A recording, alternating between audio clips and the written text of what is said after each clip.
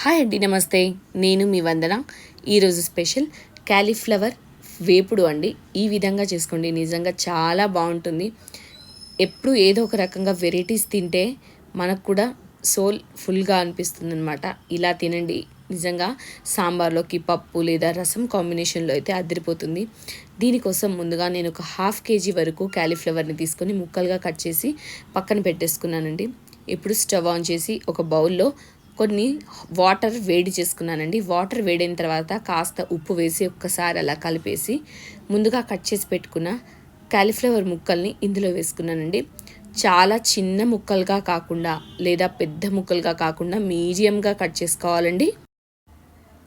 ఆ ముక్కల్ని ఒక 5 నిమిషాలు వేడిలో ఉంచిన తర్వాత తీసి పక్కన పెట్టేసుకోవాలి. ఇప్పుడు ఒక వెడల్పాటి గిన్నెలోకి కాస్త అల్లం వెల్లుల్లి పేస్ట్ అంటే 1 టేబుల్ స్పూన్ వరకు, అలాగే 1 టేబుల్ స్పూన్ వరకు కారం అండి. కారం ఇది నాటు కారం వాడుకుంటున్నాను నేను, కొంచెం స్పైసీగానే ఉంటుంది. అలాగే కాస్త పసుపు, ఉప్పు, ధనియాల పొడి, గరం మసాలా పొడి, జీలకర్ర పొడి వీటన్నిటిని వేసేసుకొని వీటితో పాటుగా నేను ఒక 2 టేబుల్ స్పూన్ల పెరుగును వేసుకుంటున్నానండి. ఇక్కడ పెరుగును వేసుకొని ఈ మిశ్రమాన్ని మొత్తం మంచిగా ఉండలు లేకుండా కలుపుకోవాలన్నమాట. ఉండలు కట్టకుండా చూసుకుంటే ముక్కలకు పట్టేటప్పుడు చాలా బాగుంటుందన్నమాట.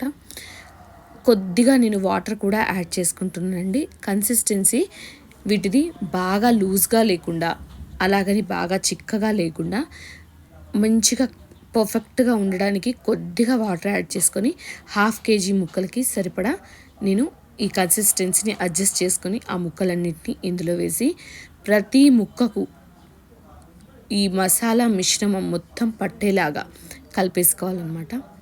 ముక్కలన్నీ ఇందులో వేసిన తర్వాత మీరు కావాలంటే చేతితోనైనా కలుపుకోవచ్చు, లేదంటే స్పూన్తోనైనా కలుపుకోవచ్చు అండి. ఇలా కలిపి ఒక 10 నుంచి 20 నిమిషాలు టైం ఉంటే ½ అన్ అవర్ వరకైనా పర్వాలేదండి పక్కన పెట్టేసి పెట్టుకోవాలి. అలా పెట్టుకోవడం వల్ల ఈ మిశ్రమంలో ఉన్న మసాలాలన్నీ మంచిగా ముక్కలకు పట్టి చాలా రుచిగా ఉంటుంది. ఇప్పుడు స్టవ్ ఆన్ చేసి వేరొక కడాయి పెట్టి దాంట్లో ఒక 3 టేబుల్ స్పూన్ల ఆయిల్ వేసుకొని దాంట్లో ఆయిల్ వేడైన తర్వాత కాస్త జీలకర్ర వేసుకున్నానండి. జీలకర్ర చిటపటమన్న తర్వాత దీంట్లో ఒక 3 వరకు పచ్చిమిరపకాయ ముక్కల్ని నేను పొడవులా కట్ చేసి వేసుకున్నాను అనమాట. అలాగే దంచిపెట్టి ఒక 5 వరకు వెల్లుల్లి రెబ్బల్ని కూడా ఇందులో వేసుకున్నానండి. లేదు అంటే మీరు వెల్లుల్లికి బదులుగా ఇక్కడ హింగ్ వాడుకోవచ్చు. ఇంగువ చాలామంది కార్తీక మాసంలో వెల్లుల్లి తినరనమాట. అలాంటి వాళ్ళు ఇక్కడైతే ఖచ్చితంగా ఇంగువ వాడుకోవచ్చు. ఇవన్నీ వేగిన తర్వాత కాస్త కరివేపాకు కూడా వేసేసి ముందుగా మ్యారినేట్ చేసి పెట్టుకున్న క్యాలీఫ్లవర్ ముక్కల్ని ఇందులో వేసేసుకోవాలండి.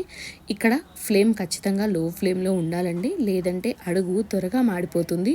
మనం ఆల్రెడీ క్యాలీఫ్లవర్ ముక్కల్ని కాసేపు ఉడికించి పెట్టుకున్నాం కాబట్టి కూర అయితే మనకు ఒక 5 నిమిషాల్లోనే మంచిగా అయిపోతుందండి. ఫస్ట్ ఇలా లో ఫ్లేమ్లో పెట్టుకొని ఒక 5 నిమిషాలు అలా వేగించుకున్న తర్వాత మూత పెట్టేసి లో ఫ్లేమ్లోనే ఇంకొక కాసేపు ఉడికించుకోవాలి. అలా ఉడికిన తర్వాత మనం ఈ మూత తీసేసి మళ్ళీ మీడియం టు హై ఫ్లేమ్లో దీన్ని ఉడకబెట్టుకోవాలండి. నేను ఇక్కడ మ్యారినేట్ చేసిన గిన్నెకి కొంచెం మసాలాలు ఉంటాయి కదా, దాంట్లో కొన్ని వాటర్ అండి, అలా 2 టేబుల్ స్పూన్ల వాటర్ అయితే యాడ్ చేసేసాను. అడుగు మాడిపోతుంది కాబట్టి మీరు నాన్ స్టిక్లో చేస్తే మాత్రం ఈ వాటర్ అనేది పోయవలసిన అవసరం ఉండదు. మంచి టేస్ట్తో మంచిగా వస్తుందన్నమాట. కానీ నాన్ స్టిక్ వాడడం ఆరోగ్యానికి అంత మంచిది కాదు కాబట్టి నేను ఇలా స్టెయిన్లెస్ స్టీల్లో వండుతున్నానండి. అందుకని అడుగు మాడుతుంది కాబట్టి కొన్ని వాటర్ వేసాను. తర్వాత వాటర్ అంతా ఎగిరిపోయిన తర్వాత మీడియం టు హై ఫ్లేమ్లో పెట్టేసి చూసారా అడుగు మాడిపోకుండా ఎంత బాగా వచ్చిందో అలా పెట్టి దీన్ని ఫ్రై అయితే చేసుకోవాలండి. ఇదంతా ఫ్రై అయిన తర్వాత మంచిగా పర్ఫెక్ట్గా ఉడికింది ముక్క అనుకున్న తర్వాత మనం దీంట్లో కాస్త గరం మసాలా వేసుకోవాలండి. ముక్క ఉడికేంత వరకు మాత్రం మీరు కంప్లీట్గా 100% ఉడికింది అనుకున్న తర్వాత మాత్రమే గరం మసాలా వేసేసుకొని ఫైనల్గా వాటిపై నుంచి కొత్తిమీర చల్లేసుకొని సర్వ్ చేసేసుకోవచ్చు. ఇది సాంబార్, పప్పు, చారు ఇలాంటి ఏ కాంబినేషన్స్కైనా అన్నంతో పాటుగా చాలా బాగుంటుంది. ఒక్కసారి అయితే ఇలా ట్రై చేయండి. ఎలా ఉంది అన్నది నాకైతే కమెంట్ చేసి చెప్పండి. నాకైతే చాలా బాగా నచ్చింది. మా ఇంట్లో రసంకి కాంబినేషన్గా ఈ కర్రీ అయితే నేను చేశానండి. టేస్ట్ అయితే నిజంగా నెక్స్ట్ లెవెల్లో ఉందన్నమాట. మంచిగా మసాలాలన్నీ దట్టించి మీరు కూడా ట్రై చేయండి. వీడియో నచ్చితే లైక్ చేయండి. Thanks for